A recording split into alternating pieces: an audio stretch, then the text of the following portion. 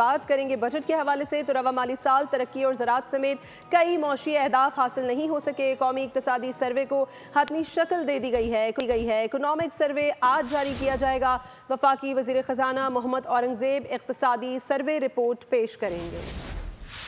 वफाकी हुकूमत मुआशी अहदाफ हासिल करने में नाकाम। रवा माली साल मुआशी शरह नमू 3.6% हदफ के मुकाबले 2.7% रही। ज़राई शोबे की कारकर्दगी 2% हदफ के मुकाबले 0.6% रिकॉर्ड की गई। सनती शोबे का ग्रोथ टारगेट 4.4% था। कारकर्दगी 4.8% रही। सर्विसेज सेक्टर का सालाना हदफ 4.1%, कारकर्दगी 2.9% रही। फीकस आमदन मुकर्ररा हदफ से 34,794 रुपए कम रही। तामीराती शोबे की कारकर्दगी 5.5% हदफ के मुकाबले 6.6% रिकॉर्ड की गई। मजमूई रेवेन्यू 36.7% इजाफे से 13,367 अरब रुपए रहा। टैक्स टू GDP 6% से बढ़कर 8% तक पहुँच गई।